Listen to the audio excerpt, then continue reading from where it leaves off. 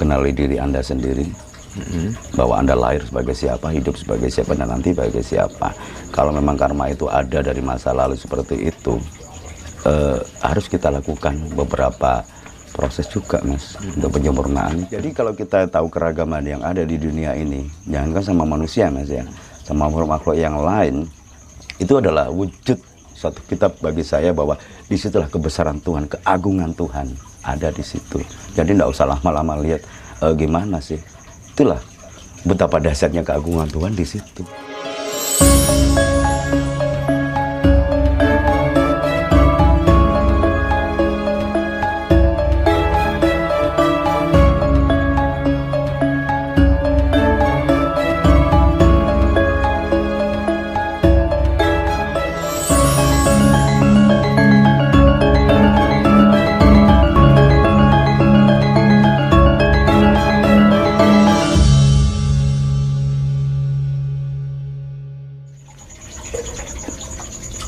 Terkait dengan sedulur papat yang ada dalam diri manusia, apakah manusia bisa untuk mengetahui sedulur papat yang ada dalam diri kita itu?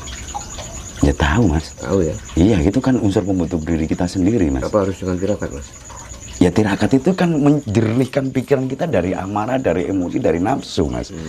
Gimana kalau Anda melihat sesuatu itu dengan kacamata yang kotor? Iya. Bersihkan dulu kacamata Anda, kan Anda melihat apa keadaan benda itu yang sebenarnya. Tapi di saat kacamata kita kotor, semua akan kelihatan kotor. Nah, seperti itu. Bersihkan dengan tirakat, istilahnya kan apa sih, Mas? Mengendalikan hawa nafsu. Takutnya nanti kalau nggak terkendali yang ada halusinasi, bayangan Anda sendiri. Itulah.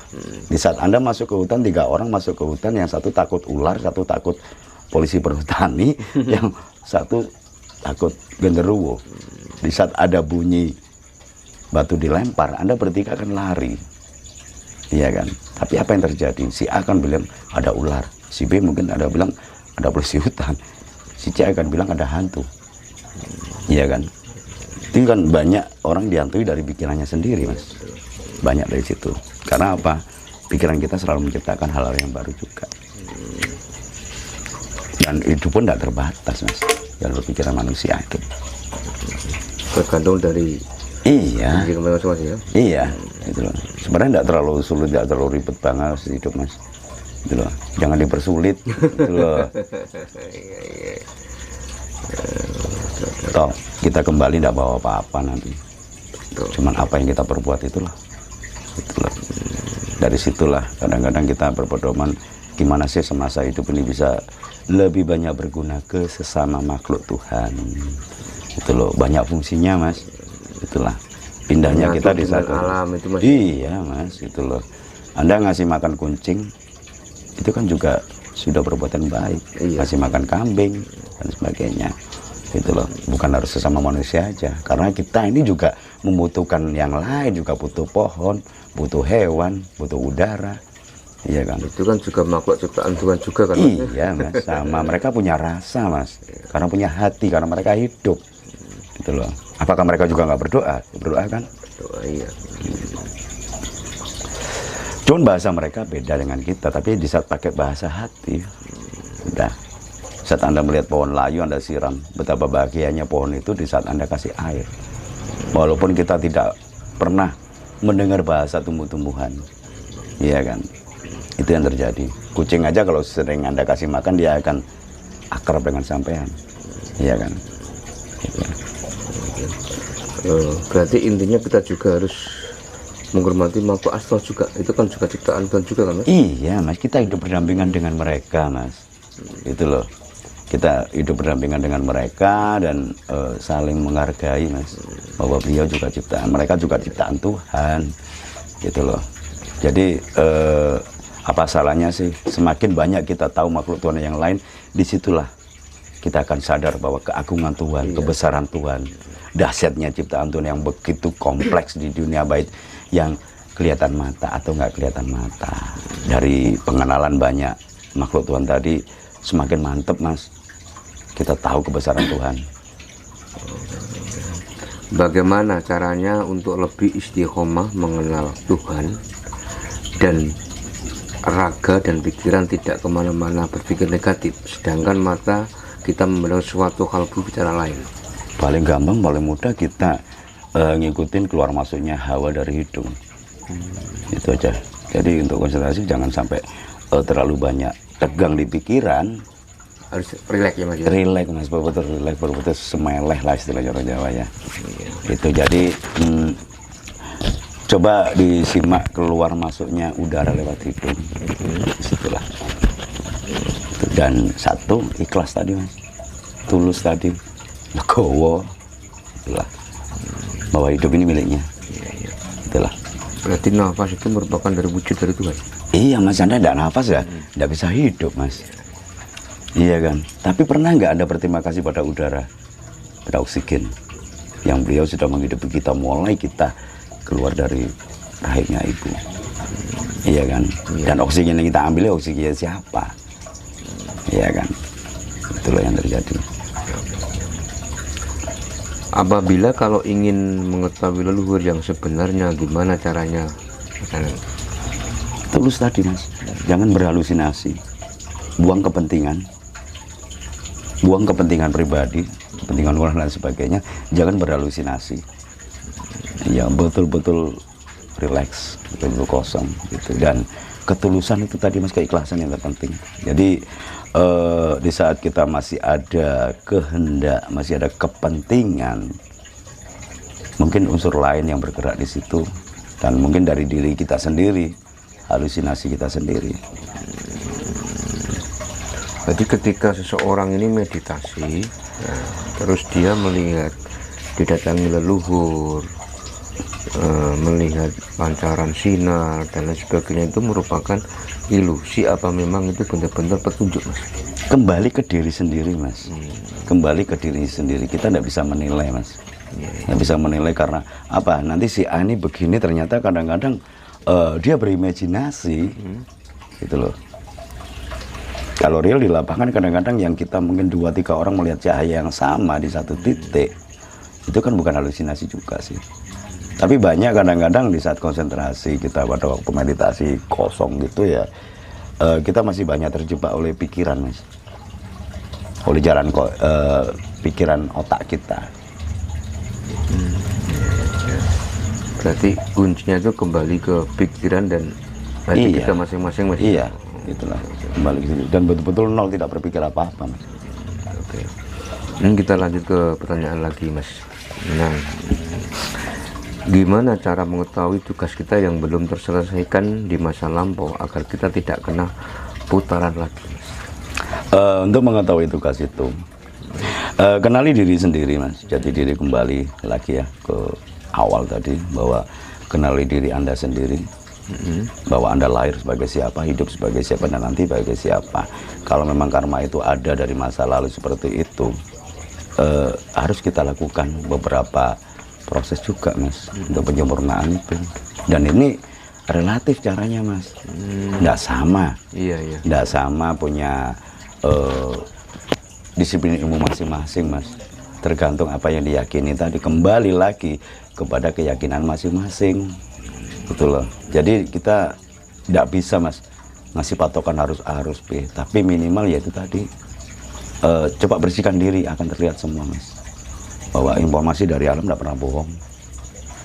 Tapi sadar bahwa itu bukan karena pikiran kita sendiri. Menurut Mas Nanang, karma itu ada? Ada Mas. Karma ada 2, baik dan buruk. Kalau karma baik, kalau ya, gimana Mas? Ya Anda habis makan kenyang kan karma baik Mas. Habis mencuri Anda lari ketakutan karena jelek. Bukan karma itu terpaut harus orang sakit bertahun-tahun, enggak juga Mas. Karma itu kan sebab akibat Mas. Iya kan. Habis makan kan kenyang. Iya kan, nggak usah nunggu 10 tahun lagi kenyangnya. Nah itulah Mas. Itulah. Anda baik sama orang, baik-baik. Bedanya karma sama dosa itu apa Mas? Karma sama dosa. Kalau karma itu kan hasil dari perbuatan dosa Mas. Itu loh. Kalau Anda habis nabung kan banyak duit. Iya, habis makan kenyang. Gitu loh. Kalau Anda habis melukai orang, otomatis Anda akan takut, Anda akan risih. Itu sudah tersiksa Mas. Gitu loh. Anda mencuri aja ketemu orang yang punya barang Anda curi, walaupun orangnya tidak tahu. tapi Anda akan rasa takut. Itulah. Itu sudah karma jelek, Mas. Ya. Bagaimana cara untuk menghapus karma buruk tadi, Mas Nanang? Apa yang harus dilakukan? Kalau itu tidak bisa dihapus, Mas. Coba kita melakukan kebaikan, Mas. Itulah. Masa piring yang pecah ini akan utuh karena kita minta maaf? Saya memecahkan piring di rumah saya, Mas minta maaf, tiba-tiba piring itu kembali utuh. Tidak bisa.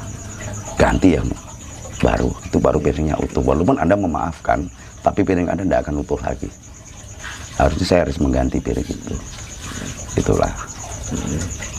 Sekarang gini Mas Nanang, ada orang kan yang hidupnya sekarang ini susah terus ya kan. Nah, apakah ini merupakan buah karma dari leluhurnya dulu? Soalnya kan ada sering kita jumpai kan orang mengatakan bahwa bocah kuwi lho uripe soro nggo dhisik wong tuane gini-gini. Kalau menurut saya enggak, Mas. Enggak, Mungkin Mas, ya. introspeksi diri lah, Mas. Kadang orang-orang yang tiba-tiba enak. Iya, iya. Iya kan, orang kadang-kadang dia bekerja dengan asal-asalan tiba-tiba kaya. Dia sekolah dengan asal-asalan tiba-tiba pandai, pinter, macam-macam, Mas. Jadi enggak setuju saya dengan teori seperti itulah. Tapi ya mau nggak yang setuju, silahkan gitu loh. Tapi dari saya pribadi enggak, Mas. Karena apa? Ya itu tadi lah. Gimana ayam ini suruh berenang sama bebek. Ayam sudah 5 tahun belajar berenang ya kalah sama bebek yang kemarin sore. Itulah. Bahwa ini sebenarnya kembali lagi ke perbedaan tadi, Mas. Bahwa semua itu saling membutuhkan. Itulah. Saya lanjut ya Mas ya. Ya. Esensi manusia diciptakan beragam, mulai dari warna mata, kulit, bahasa, keyakinan dan seterusnya. Tujuannya untuk apa? Kalau saya sendiri ya itu untuk melihat bahwa kebesaran Tuhan, keagungan Tuhan di situ, bahwa Tuhan maha segalanya, maha canggih. Itu loh. Jadi kalau kita tahu keragaman yang ada di dunia ini, jangankan sama manusia, Mas ya, sama makhluk yang lain, itu adalah wujud satu kitab bagi saya bahwa disitulah kebesaran Tuhan, keagungan Tuhan ada di situ. Jadi tidak usah lama-lama lihat gimana sih.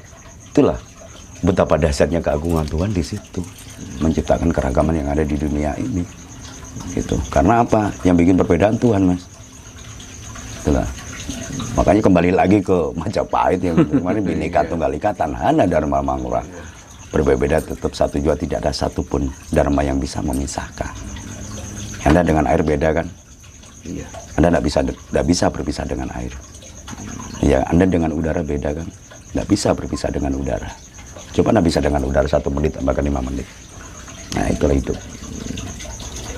Apa makna manusia sejati dan sejatinya manusia? Manusia sejati ya dia berjalan sesuai dengan dharmanya masih manusia. Tidak sampai melakukan hal yang dilakukan oleh lain. Jadi kalau ini relatif, Mas. Iya, iya. Iya kan? Relatif dari pemikiran saudara-saudara kita di luar sana juga macam-macam. Ini seharusnya malah memperkaya kasana kita untuk berpikir. Jadi kalau manusia sejati ya manusia yang seutuhnya tadi, utuh manusia. Dia tidak melakukan hal-hal yang di luar perilaku manusia. Itu loh. Tugas manusia sebenarnya apa ya sebagai manusia? Itu loh. Kita mengenal silsilah leluhur kita, maka itu memudahkan kita untuk mengenal diri dan lebih sukses dalam hidup kita. Ya.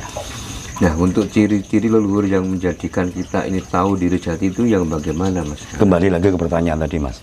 Kita menjadikan sukses. Sukses yang bagaimana? Sukses yang relatif. Iya, iya. Tidak ada standarnya ya kan. Iya kan. Sukses yang diraih oleh kita ini dalam bidang apa? Itu kan urusan manusianya saja, Mas. Banyak yang berhasil di bidang ekonomi, di bidang lain enggak. Dan sebaliknya. Jadi jangan dikaitkan seperti itu juga. Kalau saya pribadi berpikir seperti itu. Cuman kenali jati diri tadi biar kita ini tahu, Mas. Kita terakhir sebagai siapa tadi dan pengaruh DNA yang turun dari kita ini dari mana. Disitulah kita ibaratnya kita bermain sepak bola. Iya. Seperti yang beberapa waktu kemarin saya bilang, kenali diri Anda sebagai pemain sepak bola, sebagai gelandang, sebagai back, sebagai kiper. Kenali, jangan sampai kita turun ke lapangan sepak bola nggak tahu peran kita, nggak tahu jati diri kita. Kita akan ngikut bola ke kanan-kanan, bola kiri-kiri. Itu yang terjadi. Tahu tugas kita, semua itu tujuannya untuk baik. Tapi perannya berbeda. Dalam satu kesebelasan ini tujuannya menang. Peran dan tugas mereka berbeda-beda, Mas. Nggak harus sama, Mas. Walaupun tujuannya gol ke gawangnya lawan. Itulah. Jadi nggak harus sama, Mas. Ada patokannya seperti itu. Kalau saya pribadi berpikir seperti itu. Bagaimana cara untuk kita mencari guru spiritual dan mau mendidik secara benar? Mendidik secara benar, saya juga bingung, Mas. Kebenaran yang bagaimana? Iya kan, gitu loh. Semua ada sisi positif, ada sisi negatif. Kembali ke diri kita masing-masing. Itu kita punya saringan, kita punya filter dalam diri, kita harus bagaimana. Itulah.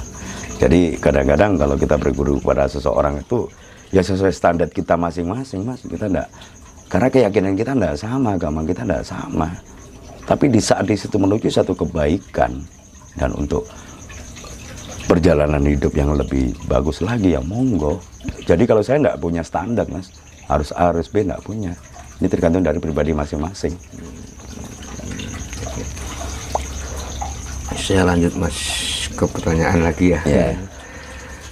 Terkadang di dalam menyelesaikan suatu masalah dalam hati atau batin, kita seperti ada dua jiwa perdebatan, yang setuju dan yang tidak setuju dalam penyelesaian masalah tersebut. Ya, yang membingungkan pikiran kita, pilihan manakah yang harus kita ikuti?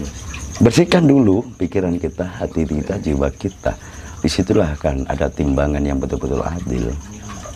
Jangan terbawa emosional. Kadang-kadang kita memutuskan sesuatu itu tidak sadar bahwa ada kepentingan dari diri kita, dari emosi, dari amarah kita di situ, sehingga kita akan berpihak. Berarti intinya bersihkan dari hati dulu, Mas, ya? Ya, kalau sudah dibersihkan akan melihat sesuatu dengan jelas. Istilahnya apa? Ya, meletakkan semua emosi kita, marah kita. Walaupun ini juga nggak segampang itu saya bicara, tapi juga sulit. Tapi ini harus kita lakukan, Mas. Itulah. Istilahnya apa? Dewasa berbuat, dewasa berpikir. Apakah kejahatan manusia itu juga kehendak Tuhan? Bagaimana cara terbaik kita menyikapinya, Mas? Sekarang yang bilang kejahatan yang bagaimana, Mas? Relatif juga. Iya. Iya kan. Anda menebang pohon mungkin pikir secara manusia biasa, Anda biasa, tapi bagi pohon Anda jahat. Betul, betul. Anda menyembelih ayam, bagi ayam Anda dibilang jahat. Sadis. Iya. Iya kan. Nah, itu loh, Mas. Jadi relatif juga sih. Apakah seekor serigala yang lagi menggigit mangsanya itu bisa dibilang jahat oleh sesama serigala, atau sebaliknya? Gitu loh.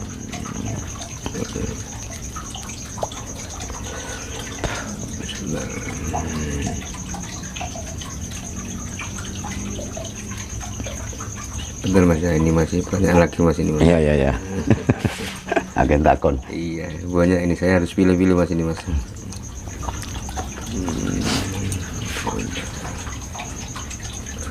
Bagaimana, Mas, cara mengetahui antara karma atau ujian? Apakah ada perbedaan karma sama ujian itu? Sebenarnya hampir sama, Mas. Anda ujian ini kan lagi sekolah ibaratnya, ya. Betul, ya. Itu kan hasil perbuatan Anda dari daftar ke satu sekolahan.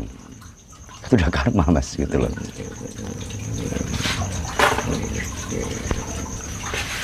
Nah, ini mungkin pertanyaan terakhir, Mas. Tujuan hidup kita itu apa, dan untuk apa kita hidup? Tujuan kita hidup adalah kembali kepadanya. Iya kan? Iya. Terus yang pertanyaan kedua tadi?